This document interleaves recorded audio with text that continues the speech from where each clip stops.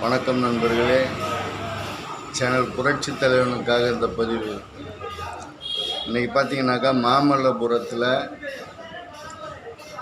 வாய் வழியாக சாப்பிடாம வேறு வழியாக சாப்பிட்ற விஜயபாஸ்கர் ஒரு கூட்டத்தை கூட்டி அங்கே ஒரு சிலந்தி வலை கட்சிக்குள்ளே போய் சிக்கிறதுக்காக போயிட்டான். அவங்க கூட ஒரு 2-3 மாவட்ட செயலாளர்கள் அதில் இந்த விராலிமலைக்காரனும் கரூருக்காரனும் 2 பேரும் சேர்ந்து போயிருக்கானுங்க. கூட ஒரு 2 பேரும் போயிருக்கிறானுங்க. இப்போ அவனுங்க போய் சிக்கியிருக்கிறது சிலந்தி வலையில் சின்ன பண்ணப்பட போகிறாங்க. அது நம்ம நாடறிஞ்ச விஷயம். அது தானாக வெளியில் வரும், போக போக வெளியில் வரும். இப்போ இந்த விராலிமலை விஜயபாஸ்கர் பார்த்திங்கனாக்கா இவன் இப்போ எந்த ஒரு இதுக்காக போயின்னா, இப்போ ஒரு 10-15 நாள் முன்னாடி இந்து பத்திரிகையில், தமிழ் இந்து பத்திரிகையில் இவனை பற்றி ஒரு சின்னதாக ஒரு மேட்ரு ஒன்று போட்டிருந்தாங்க. என்னன்னாக்கா, ஒரு 500 கோடிக்கு ஒப்பந்தத்தை இவன் கிடைக்கும் ஆட்சி வந்தவனாண்ட அதுக்கான தளவாட பொருட்களெல்லாம் வாங்கி வச்சுட்டான். 500 கோடி கிடைக்கும்னு சொல்லிட்டு இப்போ இவன் அங்கே போயிட்டானாக்கா அந்த 500 கோடிக்கான அந்த ஒப்பந்தம் இவனுக்கு கிடைக்கும் ஒரு பக்கம். ரெண்டாவது இவன் ஏற்கனவே இவன் பேரில் குட்கா கேஸு இந்த மாதிரி விஷயங்கள்லாம் இருக்குது. ஆனால் நல்ல நாடகம் ஆடிக்கிட்டு இந்த கட்சியிலேருந்து தொண்டர்கள் எல்லாத்தையும் கூப்பிட்டு ஒரு 500-1000 பேரை கூட்டு போயிருப்பான் போல் தெரியுது. 60,000 ஓட்டு வித்தியாசத்தில் ஜெயித்தவன். ஆனால் இப்போ இதை ராஜினாமா பண்ணியிருக்கான். ஆனால் இப்போ அடுத்து இவன் இதை எப்படி ஜெயிக்கிறான்றதை பார்ப்போம். இவன் அந்த தொகுதியில் நின்று ஜெயிக்கிறானுங்களான்னு பார்ப்போம். அதே மாதிரி இந்த கரூர் விஜயபாஸ்கரும் எப்படி ஜெயிக்கிறாங்கிறத பார்ப்போம். தலைவனுங்க இந்த கட்சியிலேருந்து போகலாம், ஆனால் எந்த தொண்டனும் போக மாட்டோம். நான்லாம் இன்றைக்கி 62-63 வயசில் நான்லாம் இந்த கட்சியினால் எதனாலையும் எந்த விதமான சுகங்களையும் அனுபவிச்சதே கிடையாது. ஆனால் இந்த இயக்கத்துக்காக நம்ம தொடர்ந்து பேசிக்கிட்டு இருக்கிறோம். ஒவ்வொரு அரசியல் நிகழ்வுகளையும் நம்ம உன்னிப்பாக கவனிச்சுட்டு இருக்கோம். ஆனால் இவன் சொல்லக்கூடிய காரணம் என்னன்னாக்கா, திமுகவும் அதிமுகவும் ஒன்றாக போகுதுன்னு சொல்லிட்டு ஒரு காரணத்தை சொல்லிட்டு போகிறான். போகிற நாய் கம்முன்னு போயிட்டே இருக்க வேண்டியது தானே. இது வாய் வழியாக சோர்த்துன்ற நாய்க்குன்னு இல்லைன்றது நல்லாவே தெரியுது. வேறு வழியாக சோர்த்துன்ற நாய் இது எதுக்கு திமுகவும் அதிமுகவும் ஒன்றா சேரப்போகுது அப்படின்னு சொல்லிட்டு சொல்கிறான்.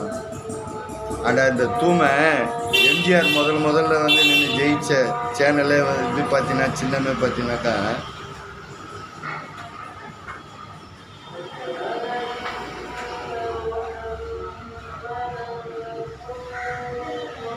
உதயசூரியன் சின்னத்தில் தான் நின்று ஜெயிச்சார்.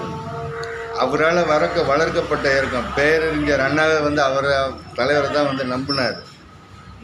அப்படிப்பட்ட ஒரு இயக்கம் திராவிட இயக்கத்திலேயே 49 அண்ணாவால் உருவாக்கப்பட்ட இயக்கம்.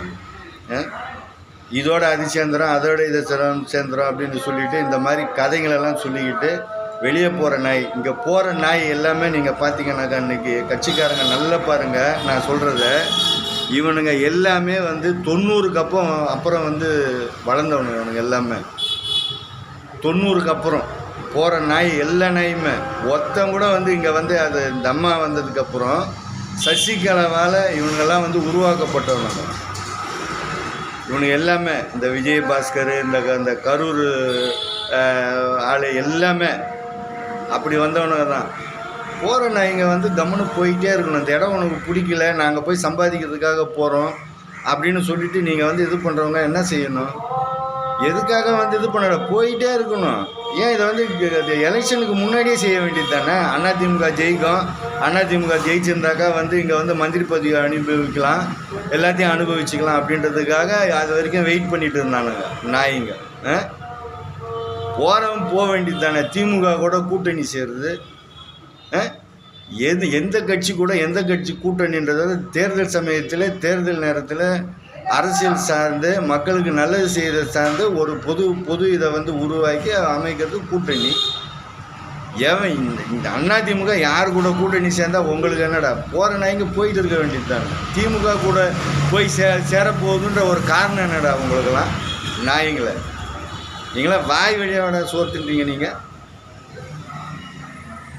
இல்லைன்னா போகிறேன்னா எல்லாமே அவனுங்களுக்கு தலையில் துண்டு போடுறதப்ப அப்படியே குனிறானுங்க. யாருக்கு? இந்த புச்சியானதுக்கும் அந்த ஆதவ அர்ஜுனாக்க இவனுங்களாம் மானம் ஈனம் சூடு சொரணை வெக்கம் இவங்களோட உடம்புல வந்து ஓடுறது வந்து என்ன ரத்தம்னு தெரியல. அது சூடு சொரணை இவனுங்களாம் வந்து பணமும் பதவியும் மட்டும்தான் தெரியுது இவனுக்கிட்ட வந்து. நாதாரி நாங்க போகிறவனுங்க வந்து போக வேண்டியதானடா. நீங்களாம் ஒரு மனுஷனுங்க, உங்களுக்கெல்லாம் வந்து ஜனங்க வந்து ஓட்டு வாங்க. இப்போ இடைத்தேர்தல் வருது இல்லை, உங்களை எல்லாத்தையும் வந்து மண்ணை வைக்கிறதாண்டா எங்களை மாதிரி தொண்டர்களுடைய வேலையை. ஜெயிச்சிடுங்களான்னு பார்ப்போம். அடுத்த காணொலியில் ஆர்டிஎஸ்.